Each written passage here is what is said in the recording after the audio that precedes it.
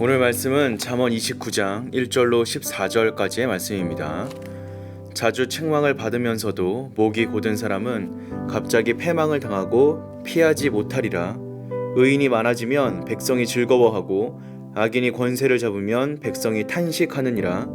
지혜를 사모하는 자는 아비를 즐겁게 하여도 창기와 사귀는 자는 재물을 잃느니라. 왕은 정의로 나라를 견고하게 하나 뇌물을 억지로 내게 하는 자는 나라를 멸망시키느니라. 이웃에게 아첨하는 것은 그의 발 앞에 그물을 치는 것이니라. 악인이 범죄하는 것은 스스로 올무가 되게 하는 것이나 의인은 노래하고 기뻐하느니라. 의인은 가난한 자의 사정을 알아주나 악인은 알아줄 지식이 없느니라. 거만한 자는 성읍을 요란하게 하여도 슬기로운 자는 노를 그치게 하느니라. 지혜로운 자와 미련한 자가 다투면 지혜로운 자가 노하든지 웃든지 그 다툼은 그침이 없느니라.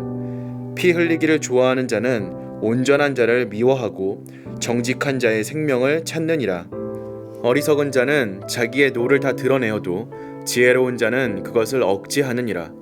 관원이 거짓말을 들으면 그의 하인들은 다 악하게 되느니라. 가난한 자와 포악한 자가 섞여 살거니와 여호와께서는 그 모두의 눈에 빛을 주시느니라. 왕이 가난한 자를 성실히 신원하면 그의 왕위가 영원히 견고하리라. 아멘. 하나님의 지혜는 올바른 삶이나 신앙의 덕목과 무관하지 않습니다. 지혜로운 인도자는 인간의 도리를 지키며 하나님을 경외하는 자세로 공동체를 섬기는 사람입니다. 지혜로운 지도자는 진심 어린 책망을 귀담아 듣고 자신의 잘못을 인정합니다. 하지만 어리석은 지도자는 쓴소리를 외면하다가 갑자기 망하게 됩니다. 또한 지혜로운 지도자는 재물을 효과적으로 관리하고 정의롭게 사용하지만 어리석은 지도자는 자신의 이익을 추구하기에 뇌물과 아첨의 올무에 걸려 스스로 넘어지고 맙니다.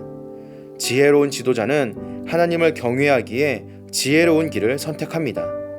지도자는 하나님의 말씀에 귀 기울이고 사람들의 진심 어린 충고와 아첨을 가려 들을 수 있어야 합니다. 쓰지만 바른 충고와 달지만 거짓인 아첨을 분별하면서 하나님의 공동체에 정의의 원리를 바로 세우는 우리가 되어야 합니다. 지혜로운 지도자는 공동체의 평안함과 공평성을 지키고자 애쓰는 사람들입니다. 하지만 어리석고 교만한 지도자는 자기의 이익만을 생각하기 때문에 다툼을 일으키고 많은 사람을 고통스럽게 합니다. 공동체의 화평과 공평을 추구하는 지혜로운 지도자는 자신의 감정을 절제합니다. 자신의 무절제한 감정이 공동체 전체에 영향을 미칠 수 있기 때문입니다. 그와 더불어 거짓말을 분별하고 정의로운 심판을 행하여 특정한 사람들만이 이익을 누리지 않는 공의롭고 공평한 공동체를 유지해야 합니다. 하나님을 경외하는 우리가 온유하고 바른 마음으로 공동체를 섬길 때 하나님이 그 공동체를 화평과 정의의 공동체로 지켜주실 것입니다. 어떤 공동체이든지 가난한 자와 부한 자가 함께 살아가며 다스리는 자와 다스림을 받는 자가 같이 있기 마련입니다.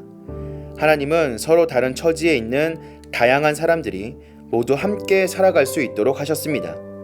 하나님의 뜻은 우리가 공동체 속에서 하나님의 은혜를 전하고 공의를 이루어가는 사명자로 살아가는 것입니다.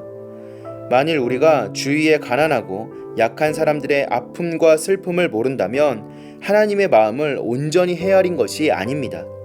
왜냐하면 하나님의 시선과 마음은 항상 낮은 자를 향해 있기 때문입니다.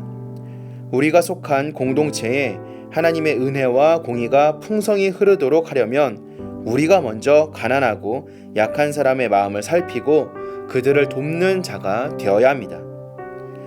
지혜로운 지도자는 열린 귀, 온유하고 공평한 마음, 약자를 돕는 손길을 가지고 있습니다. 이런 지도자의 덕목은 은혜와 정의로 다스리시는 하나님의 성품이 반영된 것입니다. 하나님을 닮아감으로써 이 세대를 바른 길로 인도할 수 있는 지혜로운 지도자로 거듭나는 저와 여러분들 되시기를 주님의 이름으로 기도하겠습니다.